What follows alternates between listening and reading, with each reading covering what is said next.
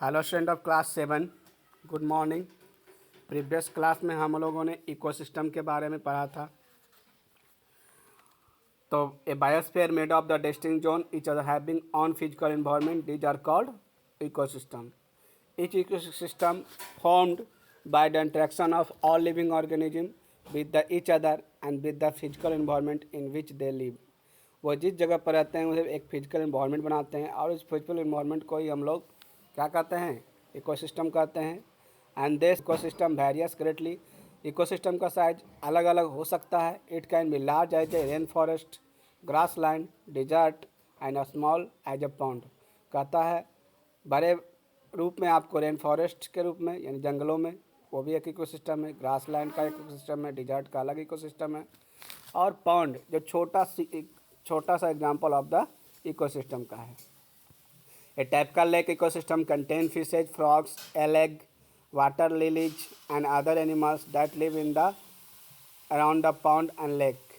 कहते हैं typical lake ecosystem में क्या क्या होते हैं, तो आप देखने को मिल सकता है। पिक्चर में आप देख सकते हैं क्या चीज़ है। तो फिश है, फ्रॉग है, एलग है, वाटर लिलीज है। इसके अलावा other animal that live around the lake, और दूसरे जानवर जो झीलों के किनारे होते हैं।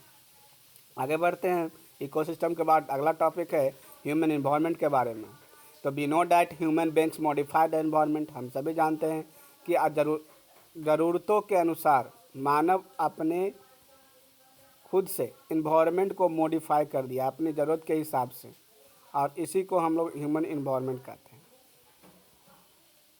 The we know that human beings modified environment as per their needs and they when they interact with, और फिर उस ज़रूरतों के साथ वो जीते हैं, और वही उनका ह्यूमन इन्वायरमेंट कहलाता है।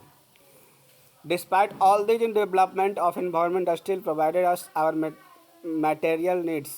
कहता है सभी इन्वायरमेंट को डेवलपमेंट के लिए या और भी चीज़ों को डेवलपमेंट के लिए इन्वायरमेंट से मटेरियल की ज़रूरत होती है। And the primary activity like a farming, fishing, foresting, mining provide us with the food and raw material required for the secondary activities. कहता है ये हमें फूड प्रोवाइड करता है और रॉ मटेरियल सेकेंडरी एक्टिविटीज़ के लिए हमारा माइनिंग प्रोवाइड करता है। Even the most advanced societies can not be survive and progress without interaction between the environment. कहता most advance society can not survive, वो सर्वाइव नहीं कर पाएगा। कब तक? जब तक progress without interaction with their environment, जब तक वो अपना इन्वायरमेंट को इंटरेक्शन को प्रोग्रेस नहीं कर पाता। इसलिए इन्वायरमेंट को अच्छी तरह से बचा के भी रखना चाहिए, तभी आप उस इन्वायरमेंट में रह पाएंगे। अगला आपका है टॉपिक इन्वायरमेंटल पॉल्यूशन, पर्यावरणीय प्रदूषण। तो पर्यावरण प्रदूषण का नाम सुनते ही आपको पर्यावरण में air pollution, water pollution, land pollution, noise pollution, any other pollution के बारे में दिमाग में आ जाती है बात। तो to specify their in ever increasing needs, जैसे जैसे हमारी ज़रूरतें बढ़ेगी वैसे वैसे पॉल्यूशन ही बढ़ेगा। And the natural environment is being exploited mercilessly by humans. आज नेचुरल इन्वायरमेंट पूरी तरह से बिना निर्दयता पूर्वक, है ना, बिना किसी दया का ह्यूमन इसे क्या कर रहा है, बर्बाद कर रहा है, और जिसके कारण हमारा इन्वायरमेंटल पॉल्यूशन बढ़ता जा रहा है। In this they have distributed natural balance in nature, और इस तरह से वो अपने नेचुरल बैलेंस को डिस्टर्ब कर रहे हैं, डिस्ट्रीब्यूट नहीं बल्कि डिस्टर्ब कर रहे हैं।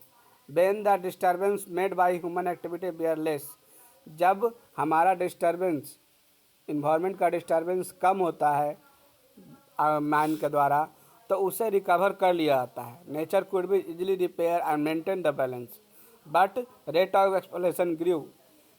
जब एक्सप्लोरेशन का रेट ज़्यादा हो जाता है तो नेचर उसे रिपेयर नहीं कर पाता है, और जिस कारण से अलग हमारा नेचुरल बैलेंस बिगड़ जाता है। This has created problem not only our environment but for human beings as well. वो केवल हमारी पर्यावरण को ही क्षति नहीं पहुंचती बल्कि साथ साथ ह्यूमन बींग्स को भी पहुंचती है। जैसे हाल ही फिलहाल कुछ दिन पहले का पॉल्यूशन ऑफ दिल्ली के बारे में आपने सुना होगा कि दिल्ली में बहुत ज़्यादा पॉल्यूशन हो गया, जहाँ से वहाँ रहने वाले लोगों को सांस लेने में बहुत तकलीफ़ होने लगी। ऑड इवन का फार्मूला अपनाया गया। तो इस तरह से ये किसके कारण, ह्यूमन इंटरफेरेंस के कारण, वहाँ नेचुरल बैलेंस का डिस्टर्बेंस ज़्यादा होने के कारण। आगे बढ़ते हैं। One of the result of environmental pollution is acid rain. दूसरा कारण है इन्वायरमेंटल पॉल्यूशन का एसिड रेन। तो ये एसिड रेन होता कैसे है, तो हमारे द्वारा फैलाए गए पॉल्यूशन से हवा में बहुत सारे गैसों का मिश्रण हो जाता है और फलता वो एसिड रेन के रूप में पृथ्वी पर गिरता है। It is called by the vehicular emission and coal burning, जैसे कि वाहनों से निकलने वाले धुआं और कोयले से जलने पर निकलने वाले धुएं, ये सभी ऊपर जाते हैं। Incapable to drilling holes and leafy vegetation. ये क्या करता है, लीफी वेजिटेशन को छेद करता है, यानी पत्तों में छेद हो जाता है। इसके कारण एसिड रेन से वो ऊपर जाता है, क्लाउड बनाता है और जब वर्षा के रूप में गिरता है तो एज ए एसिड रेन गिरता है। आपने देखा भी होगा कि वर्षा का जल से आपका, अगर वर्षा के मौसम में आप नहाते हैं वर्षा के पानी से, तो आपका बॉडी थोड़ा ज़्यादा साफ हो जाता है, इस कारण से, क्योंकि उसमें एसिड पाया जाता है और एसिड रेन पौधों के लिए बहुत ज़्यादा घातक होता है। आपका इमारतों के लिए, ऐतिहासिक इमारतों के लिए बहुत घातक होता है। Over pollution, urbanisation, technological advancement and industrialisation due to unplanned, unwise use of technology. Some of other regions have led the environment degradation. पर्यावरण का क्षरण कैसे होता है, तो ओवर पॉल्यूशन, ज़्यादा जनसंख्या के कारण, शहरीकरण के कारण, टेक्नोलॉजिकल एडवांसमेंट के कारण और इंडस्ट्रियलाइजेशन, औद्योगिकरण के कारण, ये सभी अनप्लान तरीके से, अनवाइज यूज ऑफ टेक्नोलॉजी से, इस्तेमाल होने से हमारा एनवायरमेंटल डिग्रेडेशन उत्पन्न होता है एंड यानी हमारा पर्यावरण का क्षरण हो जाता है। And these activities have raise the level of carbon dioxide.